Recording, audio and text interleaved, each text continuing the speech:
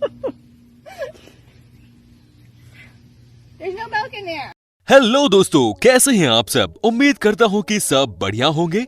दोस्तों, इंसान अपने शरीर को साफ करने के तमाम प्रयासों में लगा रहता है। साफ सुथरा शरीर और खूबसूरत दिखना उसकी प्राथमिकताओं का हिस्सा होते हैं। यही वजह है कि जो लोग नहाते नहीं, उन्हें अक्सर सभी नहाने और साफ होने की सलाह देते रहते हैं। पर आज हम आपको उन बॉडी पार्ट्स के बारे में बताने जा रहे हैं जहां सबसे ज्यादा गंदगी रहती है। गंदगी भी इतनी कि आपको यकीन ही ना हो। ये शरीर के वो हिस्से हैं जहां एक दो नहीं, हजारों बैक्टीरिया और कीटाणु आराम से पनपते हैं। आपको बस हल्की सी बदबू का ही एहसास होता है। तो दोस्तों, आपसे है एक ही रिक्वेस्ट कि आप इस वीडियो को अंत तक जरूर देखिएगा। साथ ही दोस्तों, अगर आप हमारे चैनल पर नए हैं और चैनल को सब्सक्राइब नहीं किया है अभी तक, तो ये नेक काम भी कर डालिए।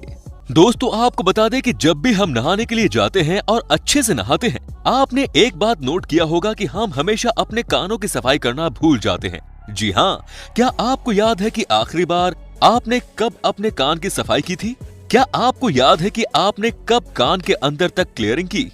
नहीं याद होगा, क्योंकि आपने कभी की ही नहीं होगी। लेकिन दोस्तों, अब हम आपको बताते हैं कि यहाँ पर कितनी गंदगी होती है। दोस्तों, आपको बता दें कि कान में मैल जमा होना कोई असामान्य बात नहीं। हम में से सभी के साथ ऐसा होता है और समय समय पर इसकी सफाई करना भी बेहद जरूरी है।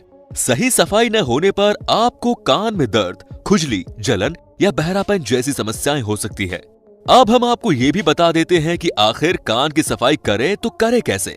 जी हाँ दोस्तों, पानी को हल्का सा गुनगुना करें और रुई की सहायता से कान के अंदर डालें।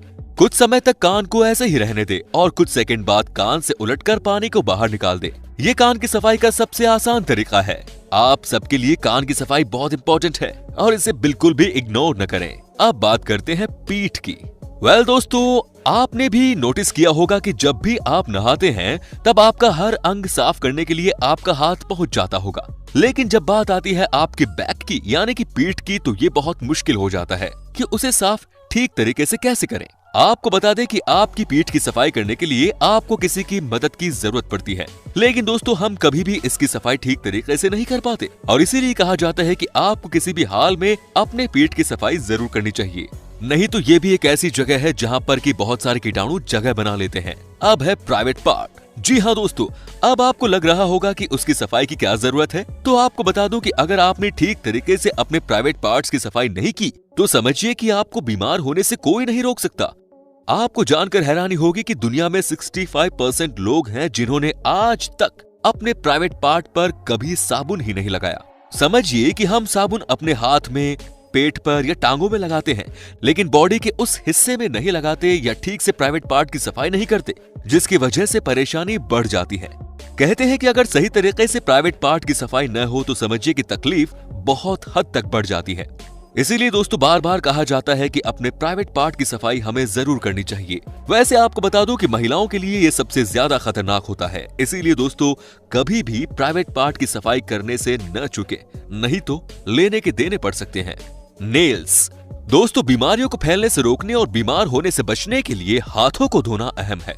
हालांकि ये बात काफी मायने रखती है कि क्या आपने अपने हाथ सही से धोए हैं या नहीं। आपको अपनी उंगलियों के नाखूनों के नीचे के हिस्से को भी साफ रखना चाहिए।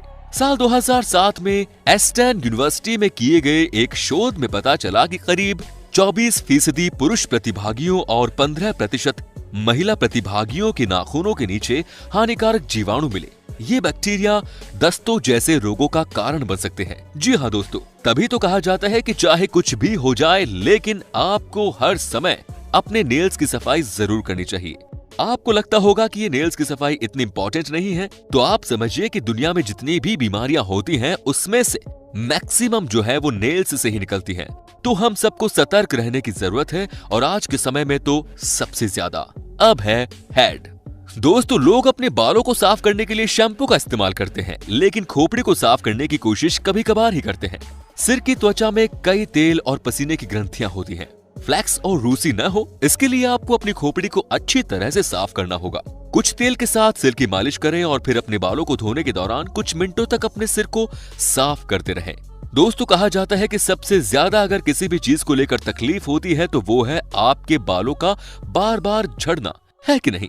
आजकल तो बहुत सारे ऐसे लोग हैं जो कि टकलू होते जा रहे हैं। ऐसे में दोस्तों, आपको बता दूं कि आपके लिए आपके बालों की सफाई बहुत जरूरी है। तो आप भी इस बात की इंपॉर्टेंस को समझें और अपने बालों की सफाई जरूर करें। तो दोस्तों उम्मीद करता हूं कि आपको हमारा ये एपिसोड पसंद आया होगा। साथ ही दोस्तों अगर आपको इस वीडियो पर कोई राय देनी है तो आप हमें कमेंट कर सकते हैं, हमें आपके कमेंट्स का इंतजार रहेगा। दोस्तों अगर आप हमारे चैनल पर नए हैं तो प्लीज चैनल को सब्सक्राइब जरूर कर दीजिए, क्योंकि हम आपके लिए रोज इस तरह की वीडियोस बनाते रहते हैं। तो दोस्तों अपना ख्याल रखिए, धन्यवाद।